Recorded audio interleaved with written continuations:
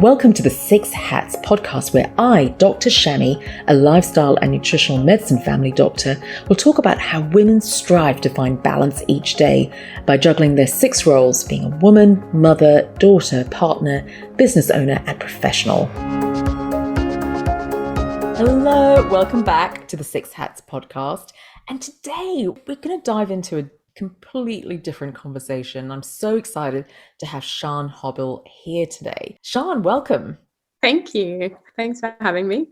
Excellent. So Sharn, I'm going to do a quick intro for our listeners. So Sharn, you have a Bachelor of Arts in Human Rights and Ethics, a Bachelor of Laws with Honours, a Master's of Laws in Governance, and it doesn't stop there. She's currently completing her doctorate in law, looking at the intersection between public health and diet-related illness, which we're going to dive into. But more importantly, Sharn, you're also a single mom of 2 young children, professional, a mom. Oh my God, you have so many hats. So I'd love to look at, first of all, let's talk about stress and the legal profession. What does that look like? Yeah, stress is a big one. So when I was attempting to get pregnant, I basically had some problems with that and had 2 miscarriages leading into actually being able to hold a baby. And I remember going after the second miscarriage, which was about 12 weeks, I remember going to the doctor, and the doctor basically said, it's crunch time. You need to de-stress your life. But it wasn't helpful because I was working in medical law at the time as well. And I had dealings with like a lot of infant death claims and just things happening during birth and so forth. So I think I was hyper aware and hyper stressed. And I did notice that there was a culture in particular, and this was quite a while ago now, but 8 years ago. It's changed a little from what I've heard. But yeah, the culture was that women would really work up to the last minute. Some women, were standing at the photocopier and then went into labor and after. Oh my God, no way. Really looking at that. And then I was also looking at some of the partners in the law firm, and because I had access to their diary, and I could just see that they had full-time nannies. And I've always wanted to have kids. And I was driving home one night and I just went, like, what am I doing? If I want to have kids, I actually want to see my children, which was a really difficult decision. And I think at that point where it was like make or break, basically the doctor saying, if you don't make dramatic changes, you won't have kids. So, you really have to think about this. So, unfortunately, much to my husband's disgust, he was a lawyer as well, I went home that night and I basically said, I'm quitting tomorrow. Wow. Yeah, it was difficult because, we had a mortgage, we had financial responsibilities, we weren't kind of set up, like we didn't come from a financial background, or we'd met at uni and we'd done all those things together. So yeah, it was really difficult. And then I remember not working and the void that created for me, which, because my entire identity was wound up in that profession and all of my friends worked in that profession. We socialized as a couple with other couples in that profession. Yeah, so leaving it was a really strange experience. But I think too, my soul was really crying out for that because it needed that expansion. I mean, I'd been so tied down in working after hours, and I was so sort of passionate about the work that I was doing. I loved it. But, I never just picked up another book or expanded my awareness aside from the things that I do as a volunteer. So like I used to volunteer for the Australian Lawyers for Human Rights.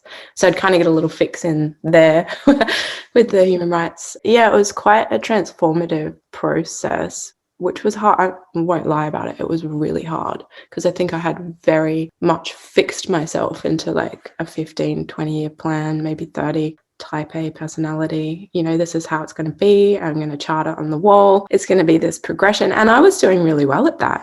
I was kind of like singled out as the next best up and coming thing. The firm was investing a lot of training into me. And so for me to turn around and do that to them, I think they were quite shocked as well. Sharn, I'd love to look at the lead up to it, because I know at that point you said that's enough. What did the lead up look like? Are we talking years of working super long hours before you really felt the effects of high stress?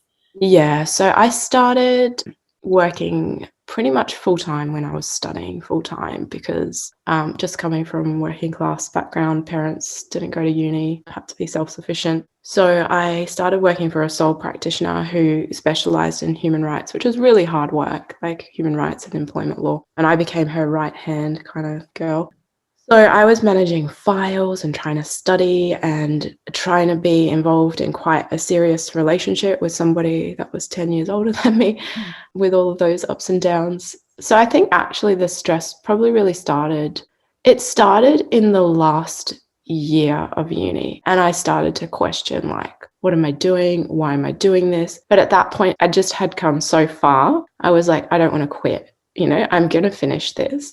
And then that job was intensely stressful, working for a sole practitioner she didn't have many resources, and it wasn't a large firm. So, and then, just having to do additional work, going to tribunals and courts, and, courts don't schedule things in your time, they schedule things in their time. So I think it really started then, and I'm pretty sure my first or second exam, my second last exam was like the second criminal law. And I'd been, just like doing the all-night study, and we had 3 or 3.5 hour exams. So it was different back then as well.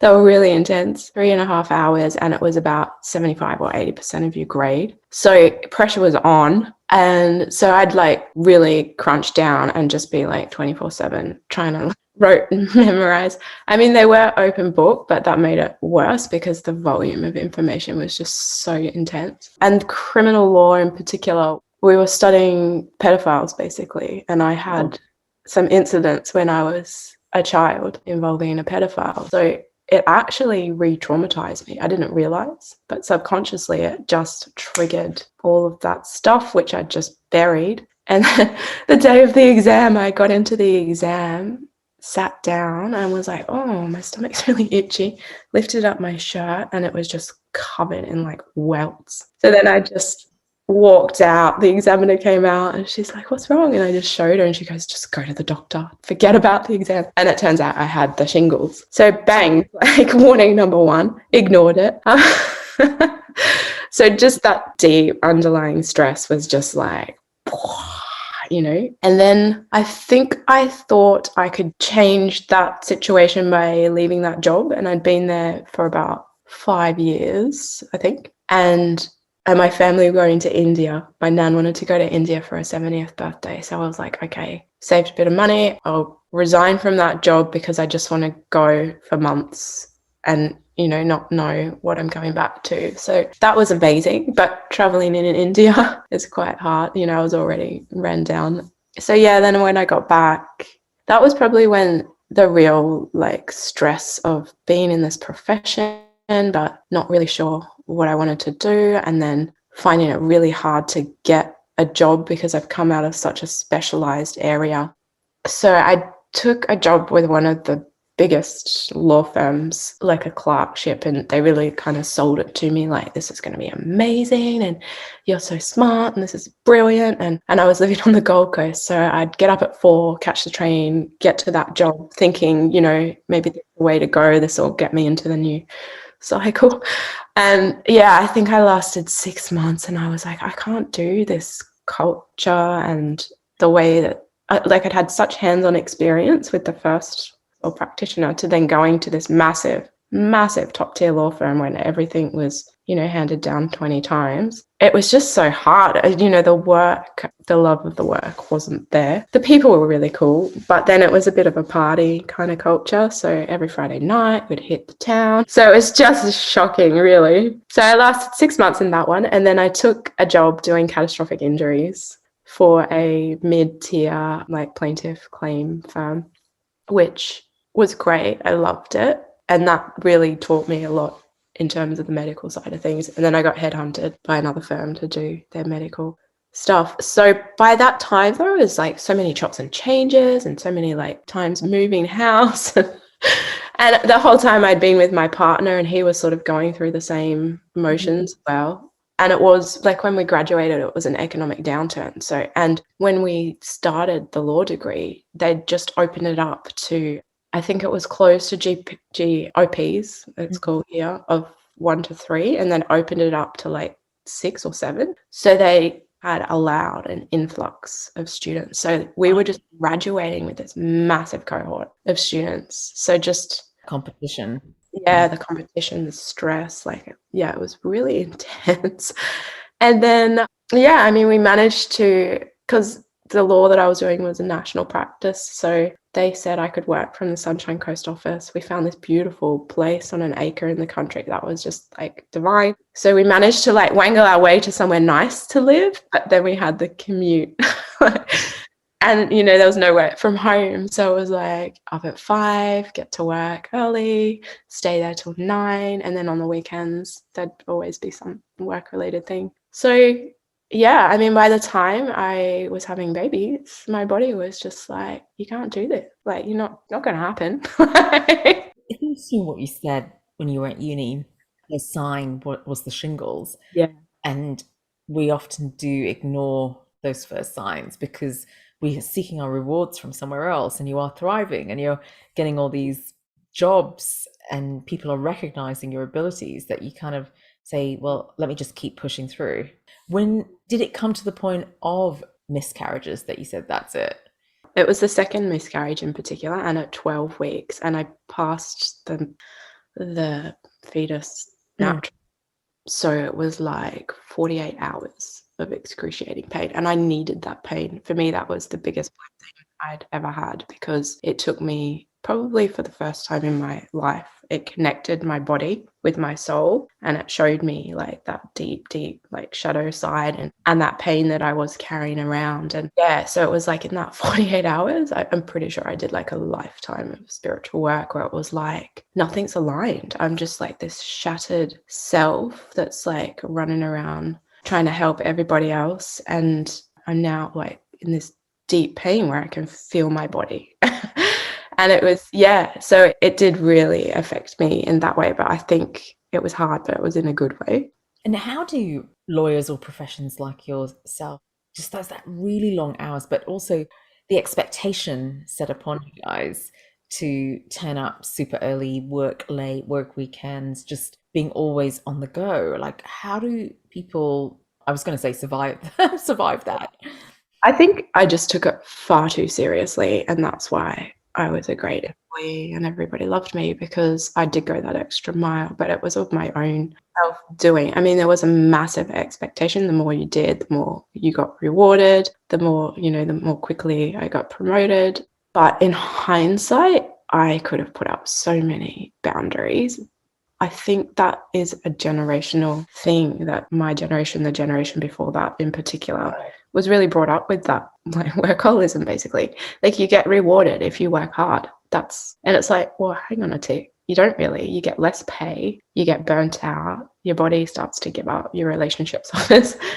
And is it worth it? You know, I think really too in the law, what happened was that it went from this vocation to a huge profit driven industry. So, you know, the people at the top that create the law firms, they are raking it in and doing an amazing job at making all of that money, but they are essentially relying on younger people that have the energy that they can just churn and burn. And, you know, there was a lot of dialogues that I was exposed to where those things were just expressly said. It was like, oh, you know, you've got 20 odd cases, you've got to litigate, let's just get in a churn and burn, you know, like that language was Wow.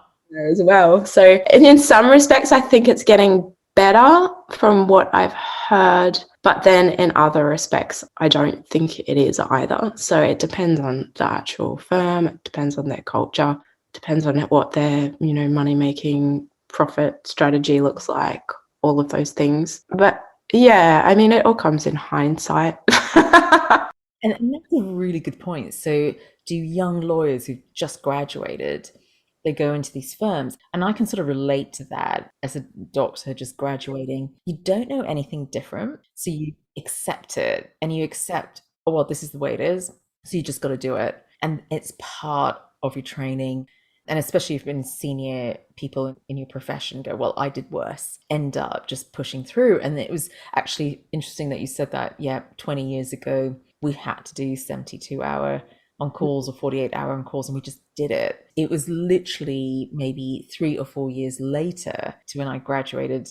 That's when lots of directives came in place about hours you can work. But it took years to get there for people to stand up and say, well, this is not healthy. This is inhumane.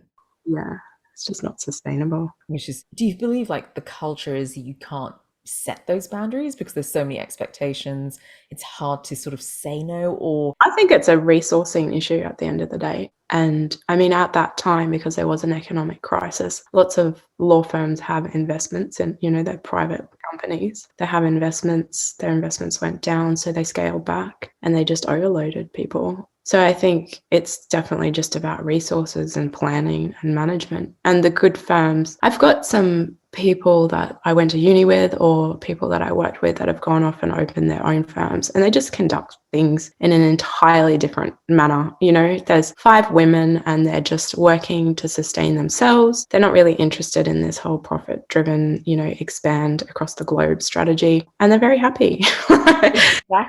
exactly. And I love hearing their stories because what it does, it just inspires people that, when you're looking at a business or looking at work, what are you doing it for? And what's driving you, whether it's a pure lifestyle decision and putting mental health as number one on your priority list, or is it profit driven? Is it Yeah. about growth all the time? And that's a choice that you can make. And I love hearing those stories that you're sharing because it's allowing people. Sorry? Mine was more just insecurity because I hadn't come from a financial background. So I was like, I have to just work really hard to build security. And I really want to have kids and I want to create that foundation for, I mean, in hindsight, it's kind of laughable because none of it actually, it's all just this massive delusion and illusion. So true. So true. The whole financial stability and yeah, absolutely. But then you can't drive yourself to, feeling unwell in the process at the same time. But Sean, how do you sort of look after yourself now? Because you've had such a journey of learning. How do you, or do you? I was like, I'm waiting for this question. Well, my children are 6 and 8. So I've had them as a single parent from 8 months and under 2. So it's been quite difficult to actually look after myself. I've felt like I've read a lot of spiritual books. And I did a lot of yoga and did some yoga teacher training, which really helped, where I could get to the classes and do the training. Because life is pretty crazy and there's limited resources, I've kind of gone for 2 approaches, 2 tactics. I'm almost doing a science experiment on myself because I'm like, right, I'm pretty sure there's a path to enlightenment through intellectualization. The more I read, the more I can intellectually detach from my stress and everything will be fine. So I'm kind of testing that one. And then the other one is just like a acceptance, because and I do get a bit annoyed when I'll hear a podcast or I'll hear a health expert and they're like, the best thing is to get up at 5 a.m. and go for your run and do this and blah, blah, blah. Drink every 2 hours. And I'm like, wow, like, have you had 2 children with gastro on you for 3 weeks and then no break after? Like, it's just like some people don't have that kind of like blessing in their life. Instead of getting angry about that, because I did spend a lot of time just like in anger about that, why is it me? Why am I in this situation?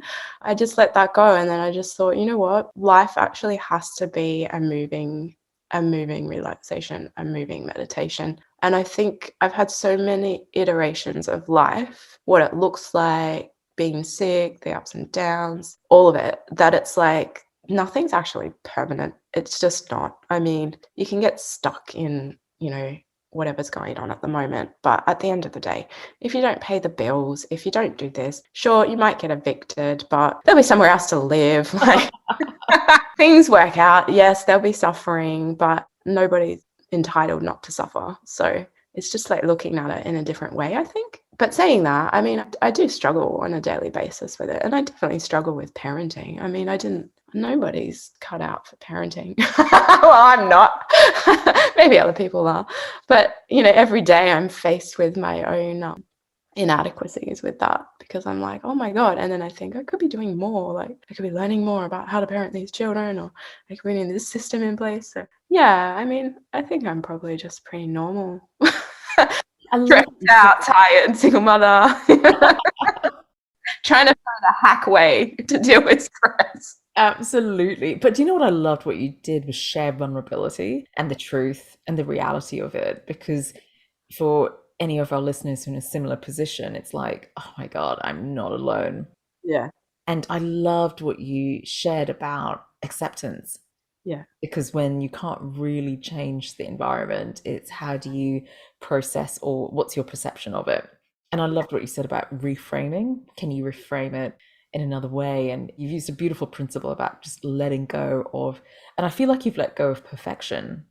Pretty much. It doesn't exist now. It's hard when you're doing a PhD, right? But I put that on hold too, by the way. So I've just let that go for the minute. So yeah. Yeah, that's a good point for our listeners. They'll be like, how on earth is she doing a PhD as well? That is such awesome advice, Sean. And before we leave you, but I'd love to know about such a unique doctorate, public health and diet related illness, and a doctorate in law. So how on earth did you even come up with that? Yeah, so when I was doing medical law, I had a case, a group action is what we call it, rather than a class action, because each case was individual and unique. And it was a weight loss surgeon that was performing like a very novel type of weight loss surgery that had never been done in Australia. And there wasn't a lot of science behind it. So it was quite radical. He also sat on the board of the hospitals where he worked. So he had a lot of power and influence. So there was a lot of questions around how this sort of procedure even got through. So the lady that I was the senior associate partner, she was leaving to go on maternity leave. So basically I got handed all of these cases and that became my life for years. And it really took me into this space of, well, why are people morbidly obese? Like what drives that? And then this surgeon in particular was kind of like a cult where he'd have meetings with them like 6 months leading in, and he'd put them on a protein deficient diet, like a very extreme diet that was just fruit and vegetables, basically no meat, no protein, anything. So these patients, even though they were morbidly obese, although they did lose a lot of weight, but very, very quickly, they had signs of like severe malnutrition going into the surgery. Some of them didn't make it through the surgery. Those that did had like extreme post-operative complications, a lot of sepsis, a lot of just really strange illnesses. And so I started talking to experts around the world about nutrition and looking at macro and micronutrient deficiencies. And one of them in particular, who wrote the first foundation text in Australia, he was working over in Korea and he was dealing with macronutrient deficiencies. And it was 2 o'clock or something in the morning because I had to account for the time. So I'm in the office at 2 o'clock in the morning having this amazing conversation. And then I'm just like, so hang on a sec. You're dealing with people that are dying from macronutrient deficiency. Over here, we're dealing with people that are getting chronically ill and dying and going to extreme measures from micronutrient deficiency. And then I just started tracking through the law like a mad. I was like, well, what law is there that relates to nutrition? And there really wasn't anything. I mean, there was a little bit about negligent parents that starved their children, so it was murder or manslaughter. That was it. I was like, this is horrendous.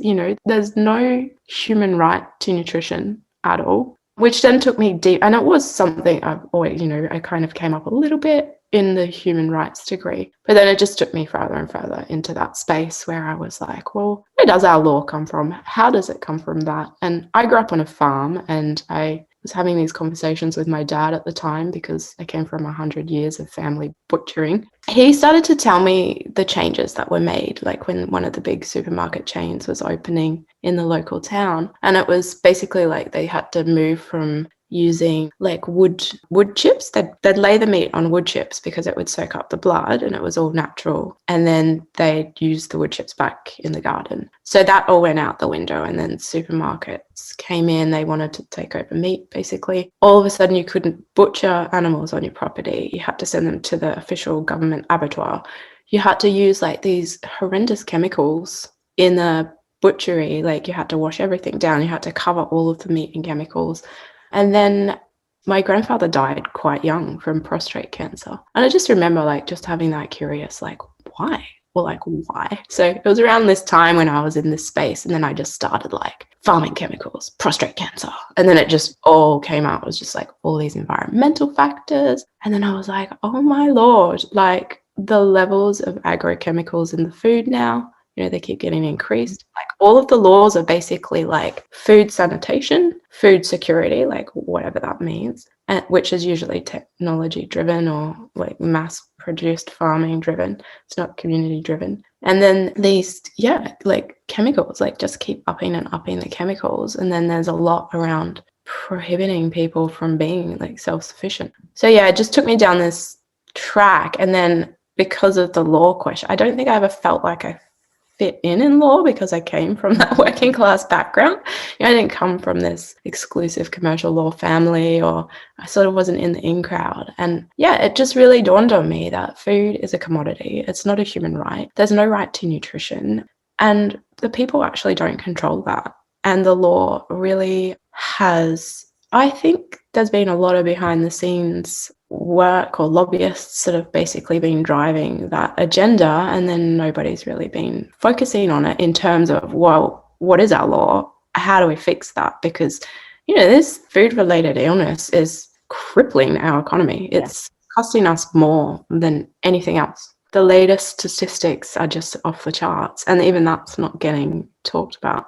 But then saying that, if you look at the top companies that export food from Australia, we really are the food bowl of, quite significant portion of the world. And it's just a huge industry.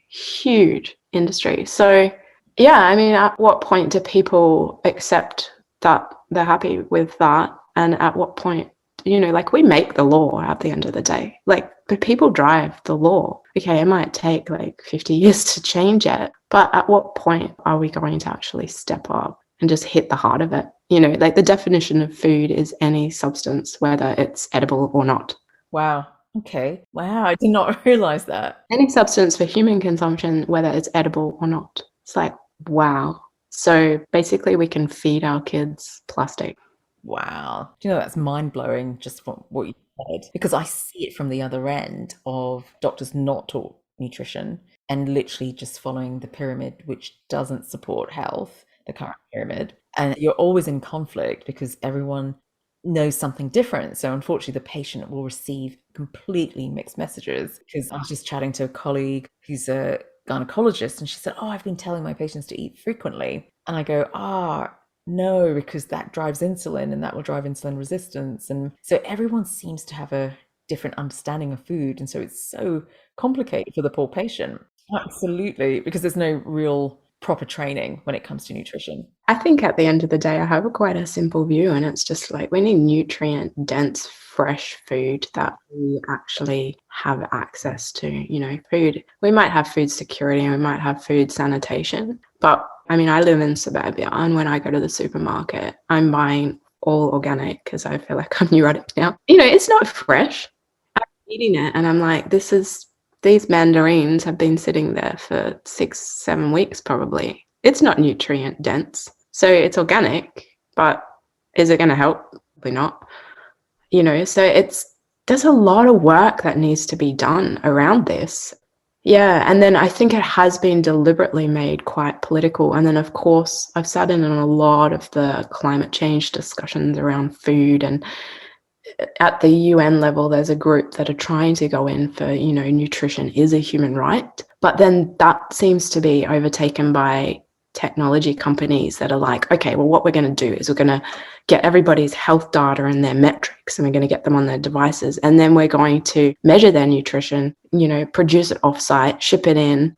And it's like, wow, like how far removed have we come from growing a lettuce in our backyard?